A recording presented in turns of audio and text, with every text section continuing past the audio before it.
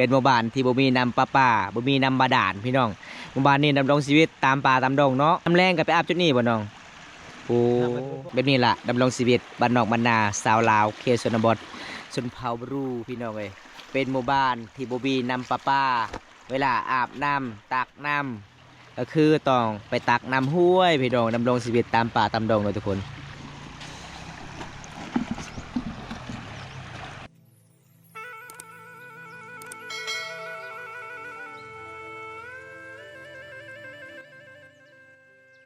ปลาดีผู้สาวปลามื่อนี้ไปอาบน้ำห้วยบ่อ๋อทุกคนอันนี้คือสาวแรดสาวกกทุกคนบรรยากาศยามตอนเช้าๆเขตชนบทบ้านเฮานี่เวลาอาบน้ำบ่ซักเสื้อผ้าบ่ต้องไปห้าห้วยอยู่ป่าอยู่ดงทุกคนเป็นหมู่บ้านที่บ่มีน้ำประปาบ่มีน้ำบาดาลพี่น้องหมู่บ้านนี้ดำรงชีวิตตามป่าตามดงเนาะยามแรงก็ไปอาบจุดนี้บ่น้องโอ้สมพองามเนาะ สมพองามเนาะผู้สาวอาบย้อนอาบน้ำห้วยน้อยๆทุกคนคันเดินซีเดินห้ากะแรงบ่น้องแห้งบ่น้ำจุดนี้บ่ย่าง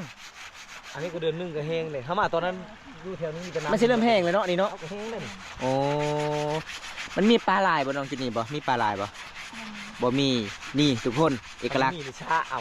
มันเป็นนองที่เล็กน้อยราคาช้าแต่ละบอลหลายแม่นเอกลักษณ์ของชมเผ่ามงกอกเห็นบ่ขนาดน้องกะยังบ่ทันเอาผัวเด้แบบนี้ล่ะเขาให้นุ่งซินเวลานุ่งเสื้อผ้าต้องเป็นระเบียบเรียบร้อยพี่น้องมียังเขาเอิญต้องเอายังสิน่ะรู้นูดอกกับเป็นวินัยแบบวินัย ชาเล่นมาก่อนนะเวลาไงว่าศาลาบ่ค่อยเป็นทุกคนไปบอกกินข้าวงะมื้อนี้เรากินข้าวงะนอกมื้อนี้บุญมันบอกบ้านไหนบ้านละปิดบ้านละปิดบ้านละปิดหรือบ้านเรากินงะมื้อนี้บ้านละปิดเนาะเห็นบ่ว่าแล้วบ้านละปิดเข้าไปมื้อนี้บ้านเราอันนี้เข้าไปแต่ยังบ่ไปเนาะถือว่ากินงะถือว่าเป็นบุญบ้านของคนชนเผ่ามังกรนะทุกคนไปชามาดจะไปลิ้นก็ไปลิ้นบางบ้านเขาก็เตะตังตู้เนาะเทคข้างในนะจ้างเต้นเลยทุกคนนะแบบจ้างเต้นเนาะก่อน1 ต่อ 5,000 กีบบ้านเฮาตะกี้เขตชนเผ่าผู้ไทยบ้านเฮาแต่ก่อนกับบุญโอ้โหคือกันบ่นั่นแหละทุกคนอยู่บางข้างนอกนี่เขาเจ้าตั้งตู้บ่ดอกมือบุญกินงะบ่รอบละ1,000 กีบเนาะโอ้5 พาด10 พาดเพลงนึง 5,000เนาะ15เป็นรอบเมารอบ1 15เดี๋ยวเปิดน้อยเดียวนึงละปิดชุดบ่เพลงนะชุดเพลงเชื่อว่าเพิ่นว่ารอบเหมานะทุกคนชาวโคกนี้จ้างเต้นตลอดโอ้ยอย่าเบิ่งชาวโคกเต้นเด้โอเคเต้นย่ำบ่เมาย่ำเมาเดี๋ยวบ่ได้อยู่เลยน้องไปซักซื้อผ้านี่แต่ตอนเช้าๆบ่น้องย่างเอาบ่โอ้เอาผู้นึงขี่รถผู้นึงย่างเอาบัดนี้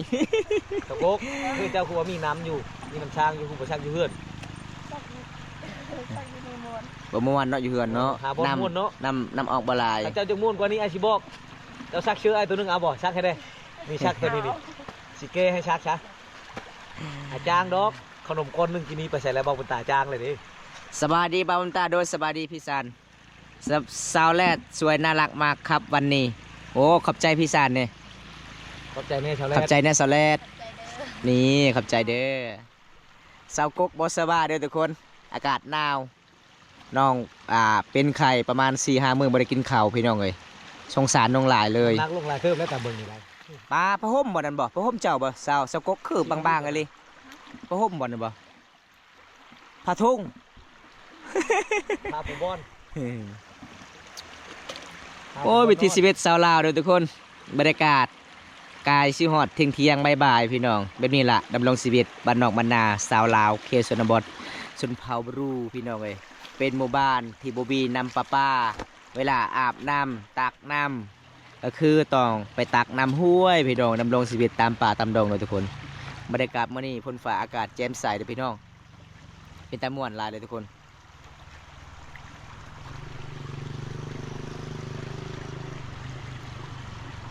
ทางคนก็จะเป็นเส้นทางไปบานอาเล่าและปีดพี่น้องออกจากพูนใดเลยทุกคนออกจากเมืองพีนใดมื่อนี้กาสิผ้า FC นะครับชมตามติดวิถีชีวิตสาวลาว เขตชนบทหมู่บ้านนี้เด้อทุกคนเลยเขาเจะดำรงชีวิตก็คือแบบนี้แหละพี่น้อง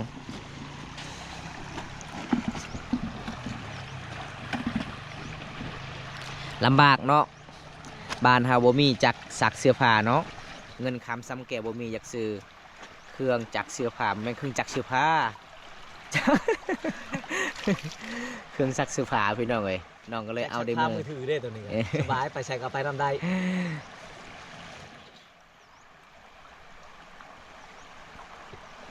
พอเลยคิดว่าภาษาเวียดนามเด้คนแนมเบิ่งโอ้กลายไปแล้วก็เลยเบาแกว่าโอ้ผู้สาวแรดกับสาวกกแม่นเด้เอาจอบลองเบิ่งสุดท้ายแม่นเลยทุกคนน้องตึงตัวงามๆมื้อนี้ทุกคนเด้ มันสิแห้งท่านบ่มาแรงเจ้าสิท่านปูบอกผ้าปูบอนแล้ววันนั้นนะแห้งอยู่แล้วเนาะมันแดดเนาะมื้อนี้เนาะ แดดมันแห้ง ชาวเลดหรือชาวกกสิซักเครื่องไงนี่ซักให้แน่จ้างดอกขนมปอนหนึงใจดีเลยทุกคนเลยผู้ชาวแถวเขตชนบทหรือข้าว่าเฮาขอให้น้องช่วยตามโตตามแบบบ่หลายดอกเชื่อตัวหนึงได้อยู่แล้วก็ซื้อขนมช่วยน้องกินบ่แม่นจ้างอันนั้นเป็นน้ำใจของเฮา ชักอลีบ่น้อง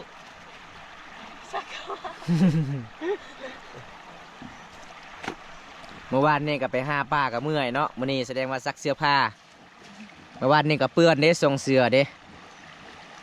พอดีบอมตามมาแต่วันนี้หาป้าบ่ได้อาบน้ำเลย ยังรอคือเก่า ยั ยัง รอคือเก่า โอ้เห็นวิถีชีวิตน้องกะน่าสงสารหลายเลยทุกคนเลย อยู่แถวถึงบ่เฮาย่างขึ้นไปทางถึงบ่น่าจะมีป่ามันเป็นหนองเป็นหยังในช้าเป็นหนองเป็นหยังเฮาเคยไปได้ไปหาได้ป่ากลางดอกบ่แม่นป่าลื่นเนาะ ไม่ใช่ถึงนะ จักมือเฮาไปช้าเนาะมันเป็นตะลุกเป็นหยังช้าม่วนได้เฮ้ย อ่ะก็ย่ำนี่เลย ได้ปลา ไปบ่ชาวกก น้ำแห้ง ไอ้นางเบิ่งจะเป็นผู้ช้า เด้านในเตวิลเละเด้า คัน น นี้ ใน มี เตวิ ป่า ล ไอ้เป็นผู้เก็บบ างรางกี่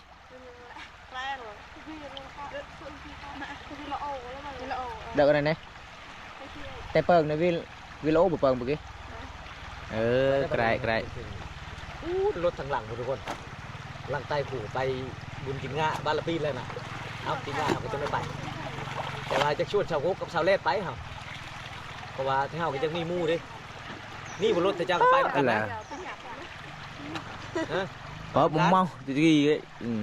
เอาแต่เจ้ามีรถคันหนึงก็ไปทำกันแถว เอาโมจุกี้มาเบิ้ลซอยิ้ม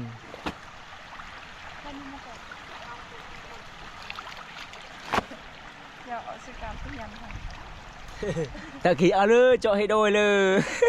ไอ้จ้าเลยไปนี่จะมาให้ทางคุณจ้า เบิ้ลตะการโอเคมันมาเบิ้ลก็เปิด เดินเลิศมาฟังก็หลับพี่ออก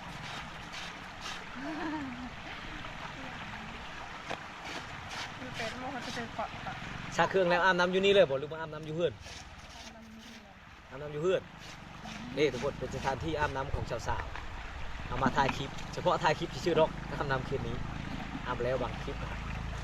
สาวๆมาอาบคืนอยู่เฮือนอีกไร อาทิตย์หนึ่งมีจักเทื่อน้องๆไปซักเสื้อผ้าจุดนี้น้องเราเป็นเดือนเลยบ่ซักนี่เป็นเดือนเลยบ่ ปีละเธอยอกชาวโคกเลยทุกคนยอกชาวแลบ เพื่อนตอนได้ก็ซักตอนนั้นเนาะอ๋อนุ่งมาประมาณ2 มื้อก็ซัก ชาวโคกชาวแลบพี่เจ้าน่าจะออกขึ้นกันซื้อตู้ซักผ้าหนึ่งซักน้ำกันผมมีเงินไอ้ครึ่งเล็กไอ้จะซื้อให้เด้อเอาบอกเอารุ่นน้อยหรือรุ่นใหญ่เจ้าข้าวบ้างข้าวรถข้าวไอ้ครึ่งเล็กรัฐบาลนี่เจ้าได้แน่นอนตู้ซักผ้านะ คราบน้ำมันอยู่เทิงบ่ ทางไอ้บุตรเรียกรัฐบาลแล้วและเจ้ากันแล้วอยู่นี่แล้วเหรอเจ้ากับอะไรคือคอยกับอะไร เบิ่งสาวลาวซักเสื้อผ้าทุกคนดำรงชีวิตตามเขตชนบทนะทุกคนนะ โอ้ตอนเป็นสาวจะสังเกตเห็นแต่ช่วงเนาะชินจะบ่หลายเนาะ บ่ลาย ชินคือนุ่งเวลาไปดองเนี่ยเจ้านุ่งชงหรือนุ่งชินนุ่งชินเนาะโอ้อยากเบิ่งเด้อยากเบิ่งตอกงามๆไปใส่ชินไปชินใหม่เด้ชาวโคกชาวแรก ตามเบิ่งทรงคือสาวกกนุ่งน่าสิซื้อยากเด้เพราะว่ากางเกงมันน้อย อยู่ในแอวหั่น อยู่ในตีนปู้ใหญ่ลีหล่อ ช่วงคาบานเพิ่น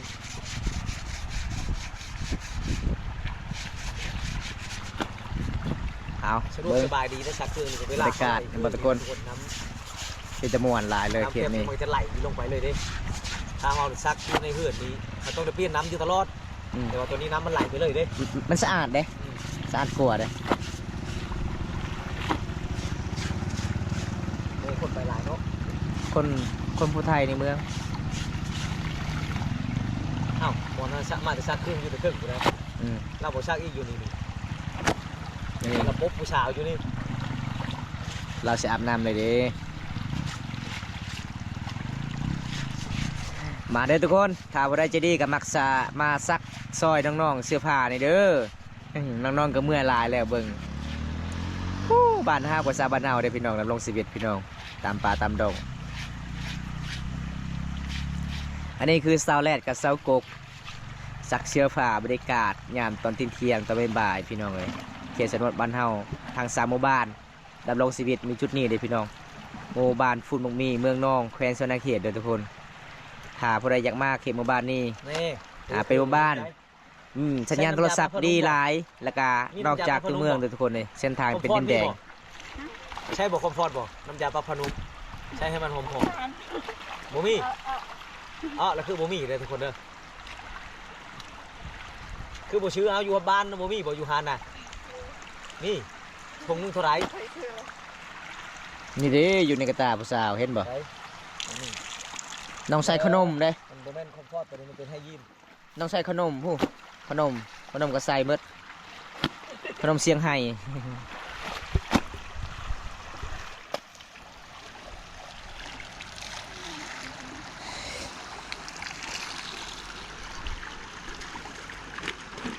เอา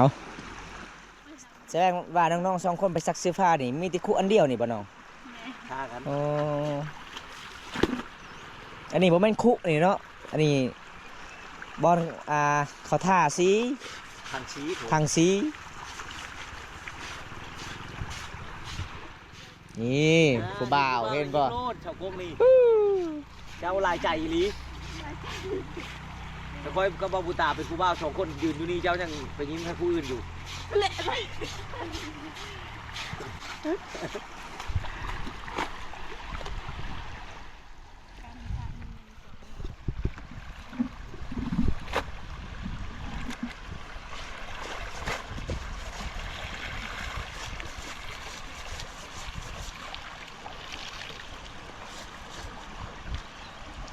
รถแก้มัดมาเลยมันแก้มัดสะโพกว่าสะโพกไม่แก้มัด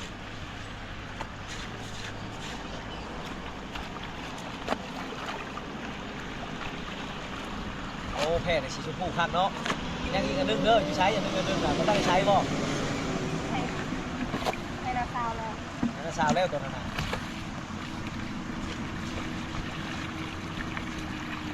สาวเล่นเด้บ่มีบ่แพร่ข้าวคนหนูบ่มีบ่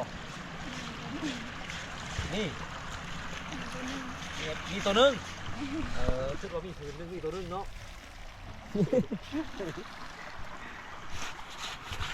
แล้วเนาะเจ้านันสกกเนาะเอา มันยังจะใส่อยู่ข้อเจ้าในสกก จะตุกติก กูบ้ามันบ่ เอาเพื่อนยันใส่คอตกดี เข้าถามมาเลยทุกคนเห็นยังแป้งๆในกระตูน้องเขายันเปว่ากูบ้ามันถามมันกูมันอาญาแล้วอาญากูบ้าจะหาย โอ้บ่แม่นน้อง2คนนี่น้องผู้บ่าวคนนี้บ่คือซักผ้าห่มแน่ซักเสื้อผ้าแน่แม่นบ่ ขอยเห็นผ้าห่มผู้ใดผ้าห่มน่ะ บ่มีผู้ว่า บ่มีผู้บ่าวโอ้ มีบางคนมาล้มเมื่อคืนนี้ผมนี่แต่ก้อนแล้วนี่แม่นบอก ว่าผู้อะไรผู้บ้าบ้านไหนเคยมาแต่เก่า บ่มีผู้ว่า บ่มีผู้บ้ามาโอ้กูบ่เคยล้มบ้าจะเทื่อเนาะมาแรงเข้า2คนบ้าบุตา ยังไง ฮะ นอนก่อนบ่ มาล้มผู้สาวบ้านพุ่นบ่มีเมืองนอกแขกสวรรณเขตมีแต่สาวผู้งามๆอย่าเว้าไปบ่อื่นยันมีหายมีหูมีหายแน่นอน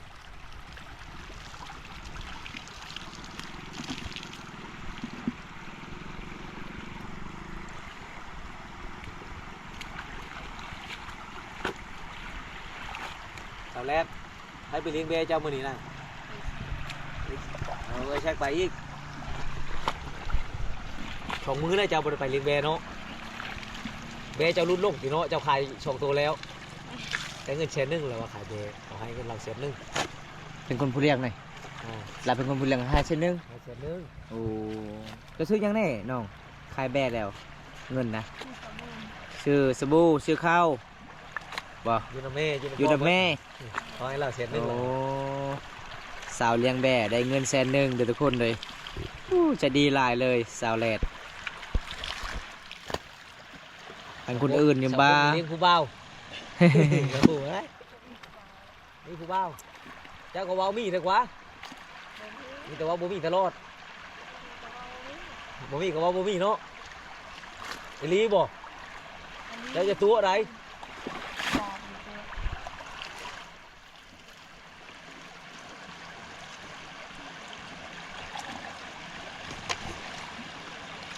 ย มื่อนี้ก็บ่มีหยังหลายสิพายสิเด้อครับชมเฮาก็สิเดินทางพุ่นละพี่น้องสิไปหมู่บ้านละปิดบ้านเราก็เลยได้ฟอน้องๆดำรงชีวิตซักเสื้อผ้าบรรยากาศยามตอนเที่ยงๆทุกคนก็เลยแวะมาเล่นมาแอนน้องๆก่อนสิถามวิถีชีวิตน้องก็คือเป็นมีตลอดทุกคนยามแรงก็อาบน้ำจุดนี้ตอนเช้าอาบน้ำจุดนี้ซักเสื้อผ้าก็จุดนี้ทุกคนทั้ง3หมู่บ้านดำรงชีวิตแบบบ้านนอกบ้านนาซุมเฮารูมังกรบ้านเฮาเป็นหมู่บ้านนอกที่สุดกับตัวเมืองหมู่บ้านที่บ่มีน้ำประปาทุกคนต้องแบบนี้พี่น้องอันนี้ก็คือเสาแรดกับเสากกเลยพี่น้องเอ้ยเห็นวิถีชีวิตน้องๆก็โอ้ยสิลำบากหลายเลยพี่น้องจะได้บำตากาสิปิดคลิปก่อนนะทุกคนถ้าบ่ได้รับชมคลิปนี้แล้วก็อย่าลืมฝากกดไลค์กดแชร์กดติดตามฝากเป็นกำลังใจให้บำตาคลิปตอนต่อไปเลยทุกคนเลยเอาเสาแรดเสากกไปกันเด้อเมื่อหน้าพบกันใหม่เนาะบ๊ายบายซีเนี่ยบ๊ายบาย บ่ได้ค่าเกือบนี่ก็เฮาได้ออกความน้ำนี่เลยนี่เฮาก็ย่านล้มเจ็บตีบอยู่เอาไปนำกันความน้ำนำกันทุกคนวิถีชีวิตยูทูบเบอร์อันนี้ได้ทุกคนเอ้ยเพื่อสิได้คลิปมาเบิ่ง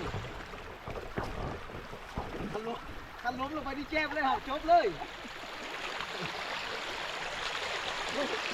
ย่างมานำก็ได้เปิดเลยจุดนี้ที่มึงน้ำนี่ใช่ไหมเอาฮอนเลยโอ้